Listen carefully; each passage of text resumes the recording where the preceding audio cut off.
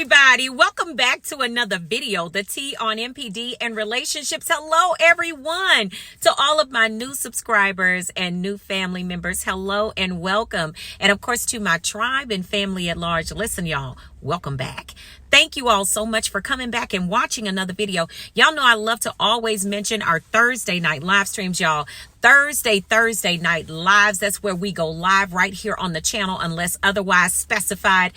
I'd love to see you here. 5 p.m. Pacific Standard Time right here on the channel. This is where I always tell you all where we go from healing to wholeness to boldness. You don't want to miss the Thursday night live streams, y'all. Jump in the chat, grab a snack, come on back and invite some folks to come back with you. And when you do, make sure you hit the like button, all right? And y'all, every time we drop a video on the channel, the goal of the day on the like button is 2.1K plus. Y'all know what time it is, fam. If you rocks with your girl, hit that like button. Hit that like button. Hit that like button.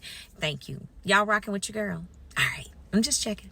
All right, y'all. Let's jump into the topic of this video. I want to hop right to it. I want to talk about what actually happens in the scenario when the narcissist is attempting to hoover you and you actually reject the Hoover.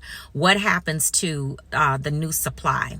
Now, this is really different because when you think about the narcissist and the new supply and them being, you know, a new situation, the love bomb and all of this going on, you know, you would think that the narcissist, or actually the new supply has it, you know, pretty much going on. And for a minute they do, you know, they do. But depending on the narcissist, their cycle, you know, I call it their abuse or their boredom cycle. Yeah, boredom cycle, because they have a very low boredom threshold.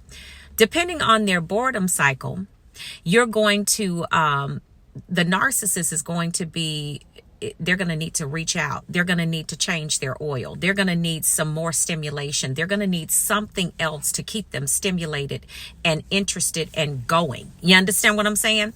So what happens in a situation, with a narcissist, when they are rejected in, you know, when you reject the Hoover, what they're going to do to the new supply is this. Now, the new supply is there enjoying all of the love bombing or whatever, okay, initially. Now, the narcissist is giving out a lot of energy and they're expending, you know, a lot of energy during that love bomb stage. And so, probably about maybe 2-3 months in, something like that, maybe it's 6 weeks. I know y'all gonna testify in the comments. Y'all probably experienced a Hoover. You know, the narcissist reached out to you. Now, what happens is after that love bomb, the narcissist has to get something else in the fuel matrix in order to keep themselves going, okay? Because in the love bomb, they're giving out too much. Yes, the new supply is giving back, but after that love bomb has waned, now the new supply wants something. I mean, the narcissist wants something new. So you are that something new. Yes, make it make sense. You are that something new. And remember, I told you all, you rose to the top of the charts and the list once the narcissist got with the new supply. Make it make sense, but it's the truth, right? So what happens is when they attempt to hoover you. Now, I'm going to talk about 2 different scenarios because I want y'all to understand that it doesn't matter. Even if they do it through someone else, this is still what's going to happen in the addictionship between the narcissist and the new supply. Now, the first scenario is this. Whenever the narcissist reaches out to you, they directly reach out to you. Okay. You know, it's their phone number or their email. You know, it's them texting you. You know, they've made themselves known. They've identified themselves and you don't respond.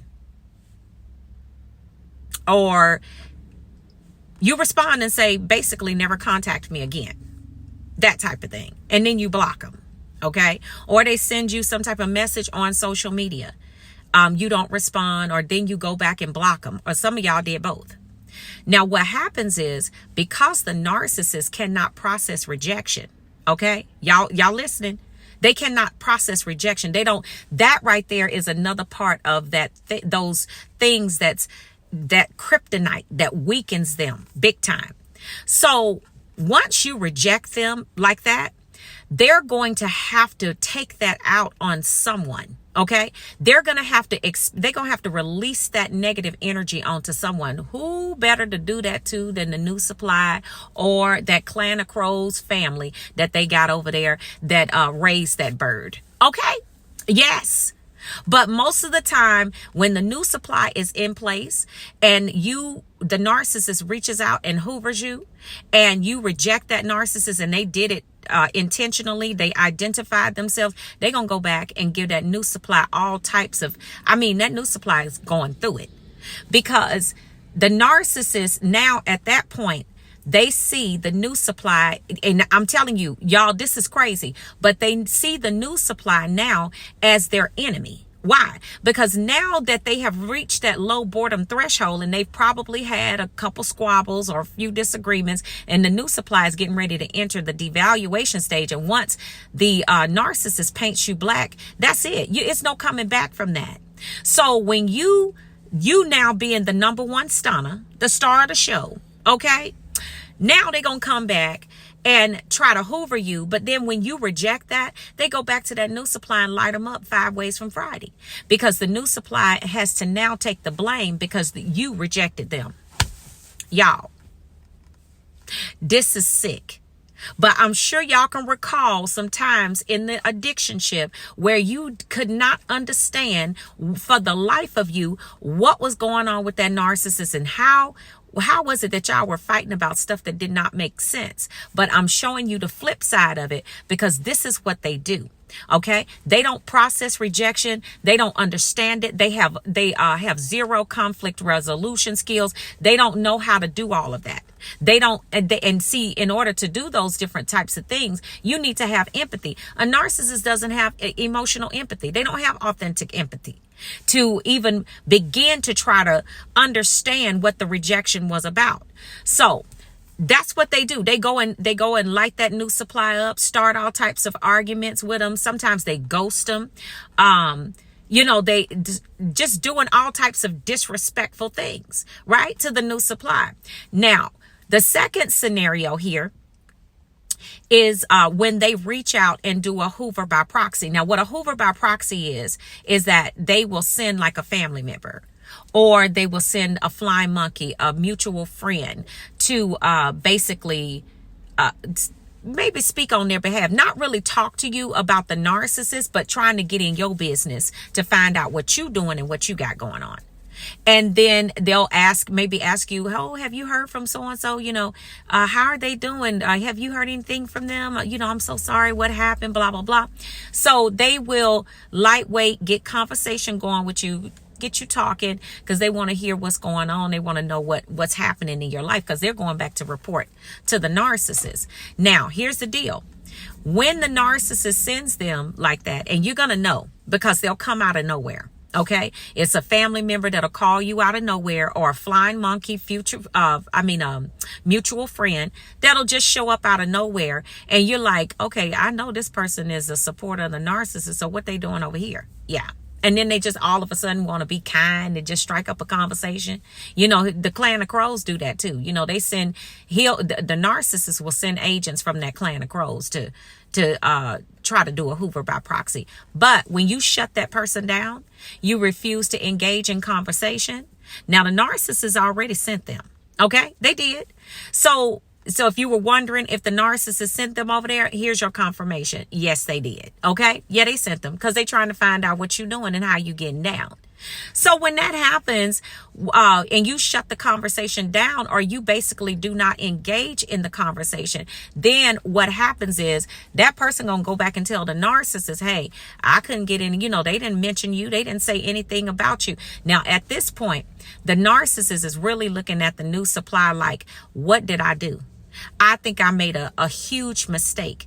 And not only that, but now that another person outside of the narcissist has gone and tried to engage with the narcissist and or come and tried to engage with you, and you told them no, or you basically shut them down. Now what this does is even worse. Now the narcissist is ashamed Okay, this is worse because the narcissist is like, now they sent this person over there trying to find out your business and you shut that person down. You didn't want to have nothing to say about that narcissist, didn't want to talk to them or anything. And so then the narcissist sees that as a direct blow to their ego.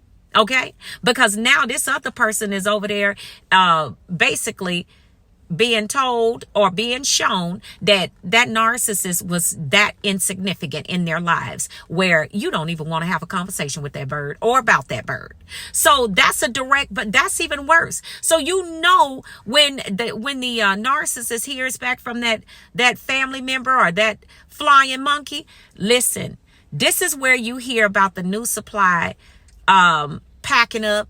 New supply is looking crazy on social media, looking like they drugged down, they rested, and I don't know how long. When they get that Hoover, you reject them on that Hoover by proxy, it's worse because the narcissist is ashamed of themselves. They already know they sent the person over there. You know, they already know what type of information that they wanted, but now they looking like a fool in front of that other person, and that's not allowed.